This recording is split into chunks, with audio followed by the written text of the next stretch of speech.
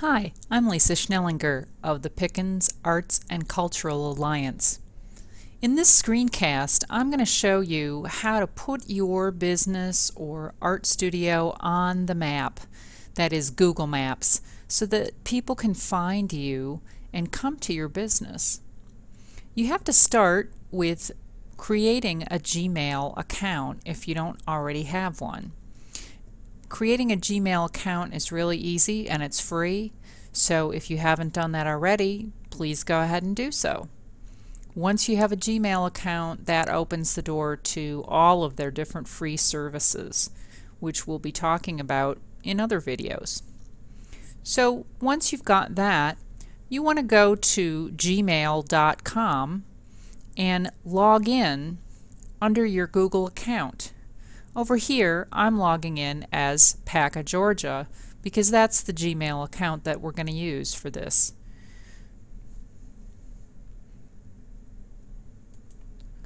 So I'm signing in, and once I've done that, I can see that under the entry More, I can go to Maps.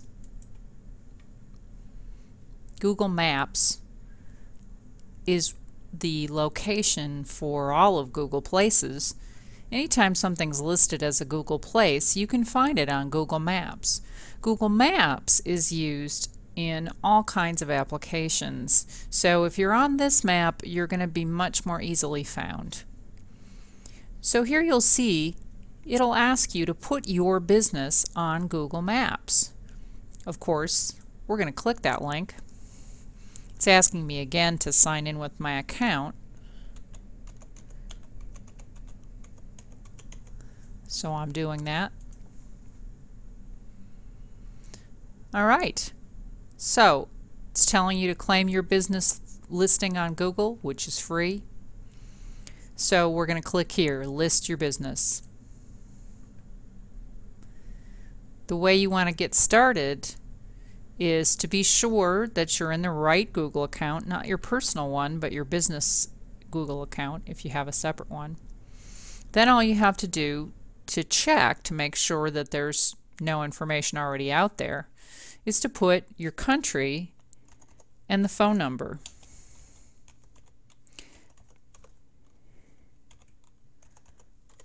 This should be the phone number of the business, not your personal phone number. So you'll see here they haven't found any address that uses that number for a business listing. So we're going to start filling in our information. Now notice that as I scroll down the page, this little map over here moves up and down. So don't let that freak you out. Alright, I'm going to fill this in for the Pickens Arts and Cultural Alliance. You'll want to put your own business name, of course.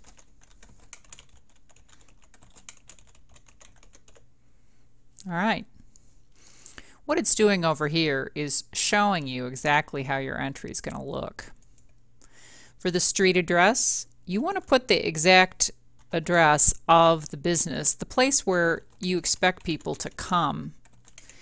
Now, you'll also notice, this is kind of amazing, that as you type and fill in the address, it's going to locate you. It's taking a guess about where I'm at, and it's in the wrong state, but for now you'll see that as I change this information, it says, oh, I know where you are. You're in Jasper, Georgia.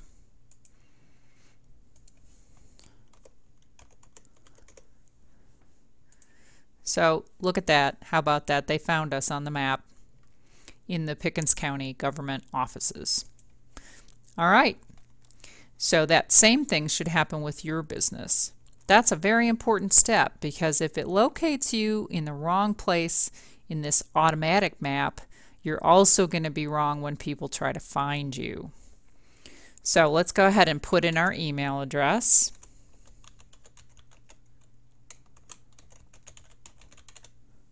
And I'm also going to type in something that's very important, which is my website address. Now the nice thing is that if you don't have your own website yet, and you may or may not have one, but if you don't have one yet, you can just click I don't have a website. But once you've got a Google place, that actually can become your website.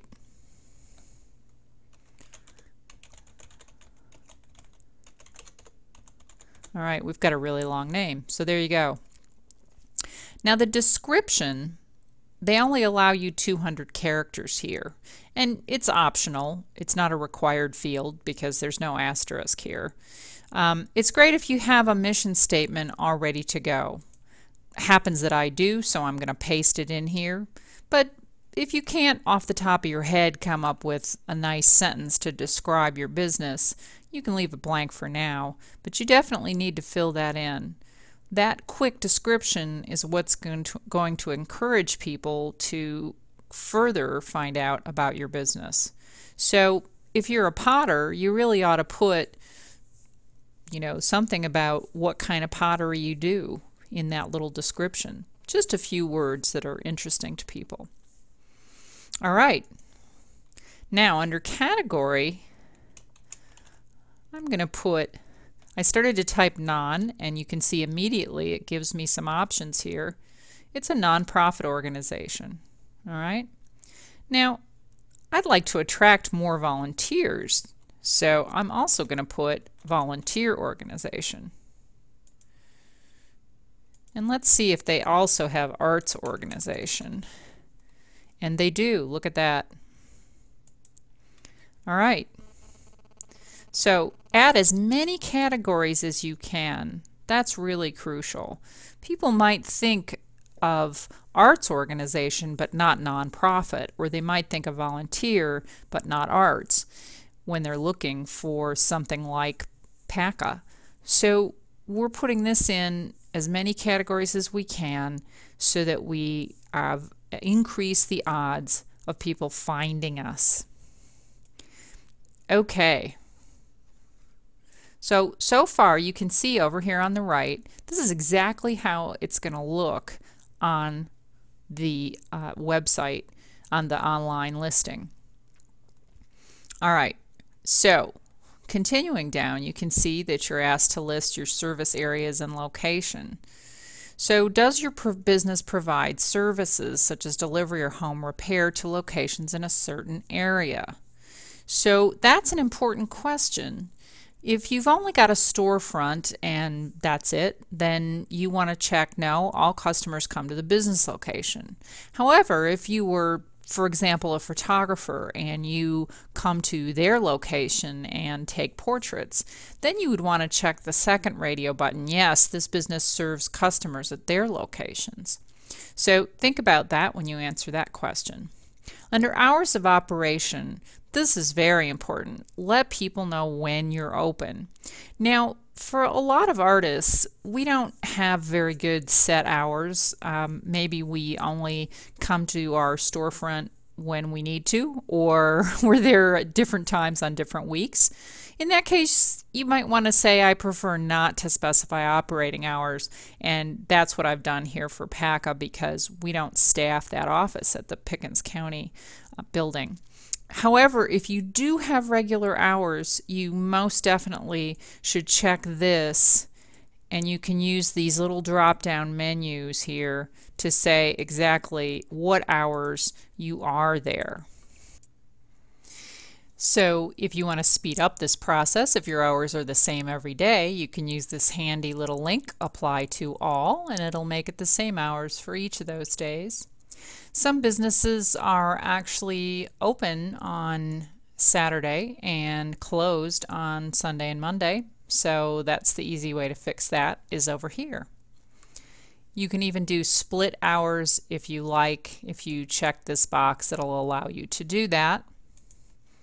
And you can check over here again on the right hand side, and you'll see that it lists each day of the week and the hours that you specified.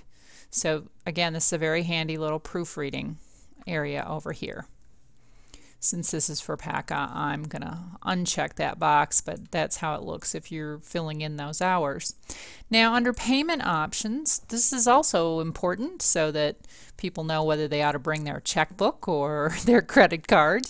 In the case of PACA, we only take payments for memberships and donations. So for me, I would be checking PayPal. But if you only take cash or check, which some businesses do, then that's what you'd want to check. Certainly if you're offering services and you do business with invoices, you should check that.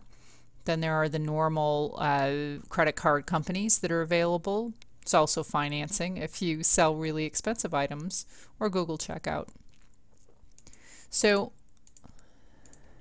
be sure to do whichever payment options apply to you. Now under photos, that's a whole other ball game. You need to pick photos carefully to represent your business. You need to resize them. You need to pick ones that are going to be interesting and attract people to your business. For now, I'm going to leave this alone, but in the next segment, I will show you about choosing, editing, and adding photos to your business listing, because that's a whole nother lesson. You can also add videos down here. You upload them to YouTube and then you put in the address of your video on YouTube, and you can show up to 5 videos on your business listing. But we're going to skip the visuals for now and go down to additional details. Some people like to know things like parking, whether it's available. They'd like to know what brands you carry. You might, if you're an artist, offer additional details about the type of art you do, or if you offer lessons, for example, you might want to also add that. I'm going to put down here, because this is PACA, I'm going to add a little bit more, offering help to, and this is separated by a colon. So here I'm going to list individuals and organizations in the arts, culture, and historic preservation. And again, you notice as I was typing, it filled it in right here, so you can see pretty much instantly how it's going to look on your listing. Okay, so that's our listing. Again, you might want to scroll up and look, but the easier way to do it is simply follow along and see how it looks. You can proofread right there, and you'll know how it will look when it's published.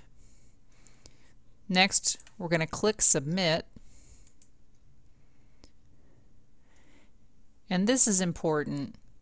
It will ask how you want to validate your listing. Now, if you click by phone, it's going to call that phone number, which if you happen to be sitting at that phone, or if it's a cell phone, then you're fine. You'll be answering that number and you will get a code and punch that in. If that's not going to work for you for whatever reason, you can do it by postcard, and they will send a postcard in the mail to your business listing address. They won't put your listing up until it's confirmed.